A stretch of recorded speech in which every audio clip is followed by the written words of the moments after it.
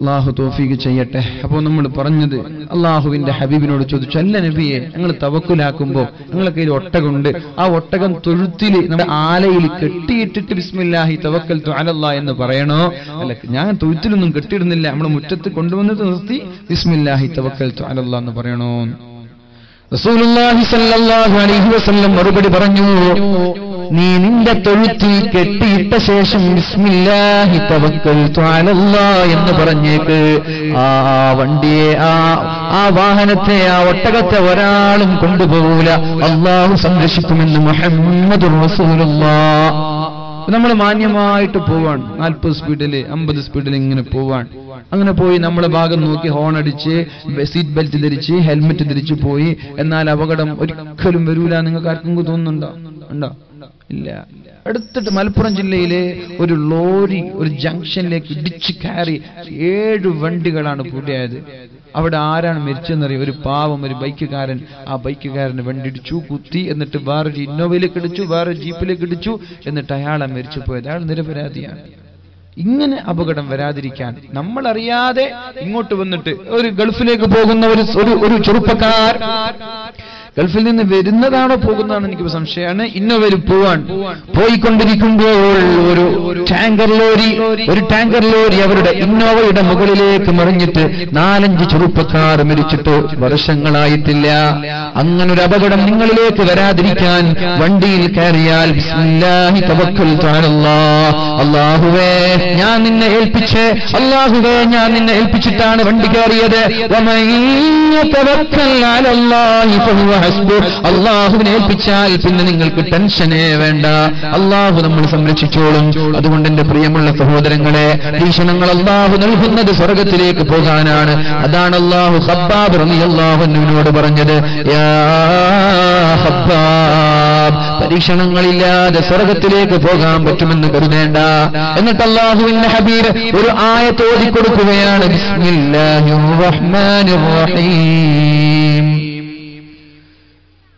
റസൂലുള്ളാഹി തങ്ങൾ പറഞ്ഞു, അം ഹസിബതും മാ തദ്ഖുലുൽ ജന്നഹ വലമ്മാ യഅതികും മസലുൽ ലദീന ഖലൂ മിൻ ഖബ്ലികും മസ്സതുഹുൽ ബഅസാഉ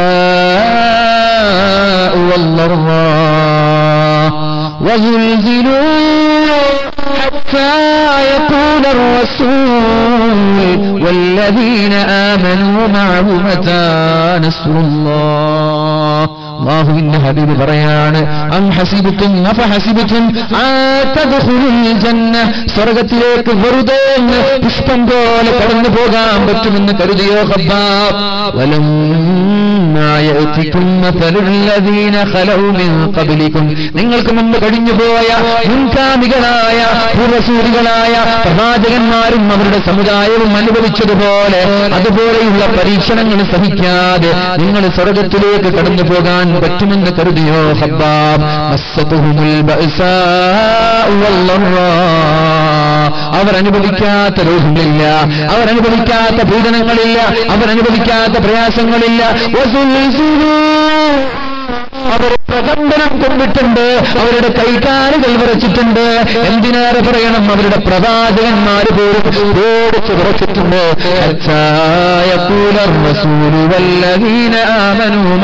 എന്നിട്ട് അവരുടെ പ്രവാചകനും അവരുടെ കൂടെയുള്ള ആളുകളും അല്ലാഹുവിനോട് സഹിക്കാൻ കഴിയാതെ ചോദിക്കാൻ തുടങ്ങി, അല്ലാഹുവേ എത്ര കാലമാണ് ഈ പരീക്ഷണങ്ങൾ സഹിക്കുന്നത്? എത്ര കാലമാണ് ഈ പ്രയാസം സഹിക്കുന്നത്? എന്നാണ് നിന്റെ വിജയം വരിക? എന്നാണ് നിന്റെ സന്തോഷം വരിക? എന്നാണ് നിന്റെ സമാധാനം വരിക?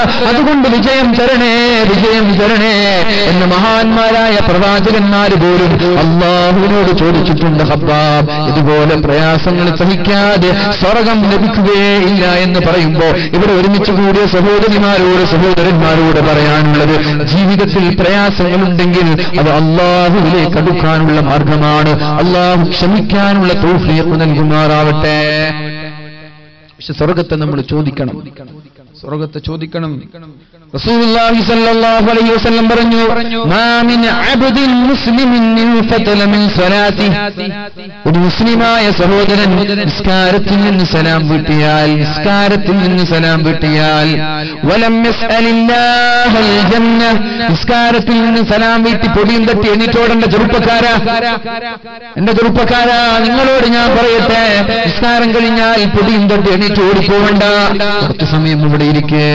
കുറച്ച് സമയം ഇവിടെ ഇരിക്കെ വലം യസ്അലില്ലാഹൽ ജന്നത സലാത്ത, നിസ്കാരം കഴിഞ്ഞ് 3 തവണ അല്ലാഹുവിനോട് സ്വർഗ്ഗം ചോദിച്ചില്ലെങ്കിൽ ഇല്ലാ ഖാലത്തുൽ ജന്ന, സ്വർഗ്ഗം അല്ലാഹുവിനോട് പറയുമത്രേ, യാ റബ്ബി യാ റബ്ബ്, അല്ലാഹുവേ അബ്ദുക ഫുലാനുൻ ഫതല മിൻ സലാത്തി, നിന്റെ ഇന്ന അടിമ നിസ്കാരം കഴിഞ്ഞു, വലം യസ്അൽക തുദ്ഖിലഹുൽ ജന്ന, പക്ഷേ അയാളെ സ്വർഗ്ഗത്തിലേക്ക് കൊണ്ടുപോകണമെന്ന് പറഞ്ഞിട്ടില്ലല്ലോ.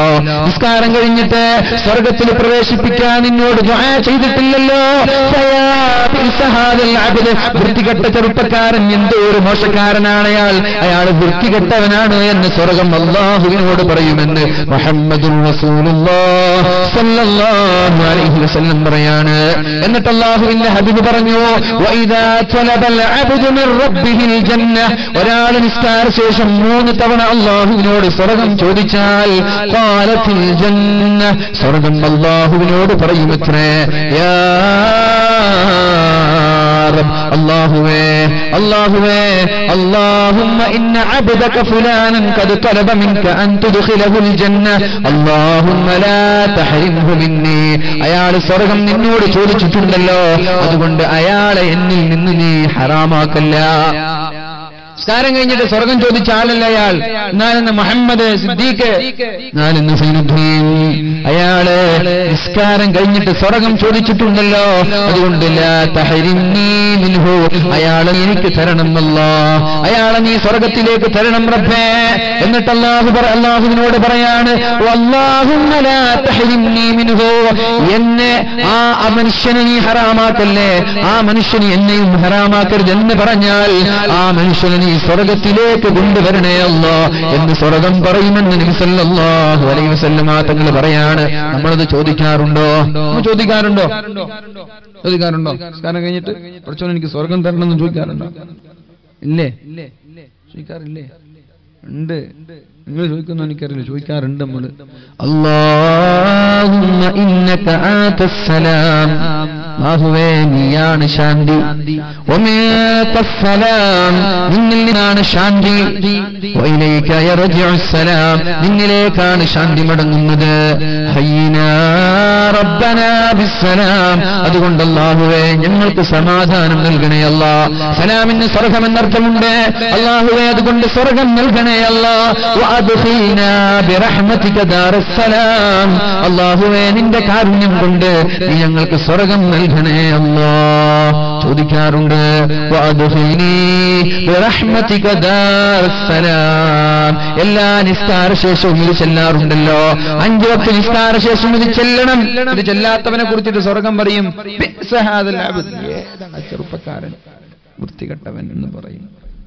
നിങ്ങൾ എണീറ്റ് ഓടിക്കോളി, നിസ്കാരം കഴിഞ്ഞ് സലാം വിട്ടിട്ടേ ഓടിക്കോളി, സ്വർഗ്ഗങ്ങളെ കുറിച്ച് പറയുന്നത് ഇതാണ്, മനസ്സിലാക്കി. അതുകൊണ്ട് ഇത് അറിയില്ലേ, പഠിച്ചോൻ എനിക്ക് നീ സ്വർഗ്ഗം തരണമെങ്കിലും ഒന്ന് നിസ്കാര ശേഷം ദുആ ചെയ്യ്. അല്ലാഹു നമ്മൾക്കൊക്കെ സ്വർഗ്ഗം നൽകട്ടെ, അല്ലാഹു നമ്മൾക്ക് സ്വർഗ്ഗം നൽകുമാറാവട്ടെ.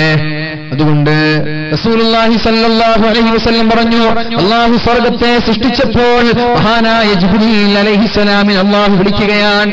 സ്വർഗ്ഗത്തെ അല്ലാഹു സൃഷ്ടിച്ചപ്പോൾ ജിബ്രീൽ അലൈഹിസ്സലാമിനെ വിളിച്ചു, യാ ജിബ്രീൽ, ജിബ്രീലേ ഞാൻ സ്വർഗ്ഗം സൃഷ്ടിച്ചിട്ടുണ്ട്, അതുകൊണ്ടൊന്ന് സ്വർഗ്ഗം ഒന്ന് സന്ദർശിച്ചു വരണം. വീടുണ്ടാക്കിയാൽ നമ്മൾ കൊണ്ടുവരുമല്ലോ കുറെ ആളുകളെ, എന്റെ വീട് എങ്ങനെ, എന്റെ കിച്ചൺ എങ്ങനെ നമ്മൾ കൊണ്ടുപോകൂലേ? ആദ്യം കാണിക്ക എന്റെ ബാത്റൂമാണ്. ഓ മാഷാ അല്ലാഹ്, നല്ല ബാത്റൂം, 1 ലക്ഷം രൂപ ബാത്റൂമിന് ചെലവഴിച്ചു. 2 ലക്ഷം ബാത്റൂം. ഞാൻ ഇപ്പോൾ എടുത്തിട്ടൊരു വീട്ടിൽ സന്ദർശിക്കാനിടയായി. വടകര ഭാഗത്ത് 2.5 കോടി രൂപയുടെ ഒരു വീടാണ്. 5 ബെഡ്റൂമാണുള്ളത്. 5 ബെഡ്റൂമും ഡിഫറെന്റ് സ്റ്റൈൽ.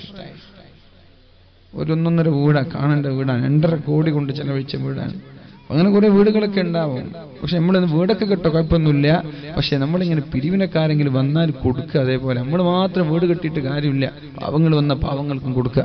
പള്ളി കെട്ടണമെന്ന് പറഞ്ഞാൽ പള്ളിക്കും കൊടുക്കുക. മദ്രസ കെട്ടണം എന്ന് പറയുമ്പോൾ എന്റെ 2.5 കോടി മദ്രസയ്ക്ക് എന്റെ വീടിന് വേണ്ടി ചെലവഴിച്ചപ്പോ ഒരു 50,000 മദ്രസയ്ക്ക് കൊടുക്കണ്ടേ? 2.5 കോടി എന്ന് പറഞ്ഞാൽ എത്ര? 50 ലക്ഷം, 100 ലക്ഷം, 200 ലക്ഷം, 250 ലക്ഷം.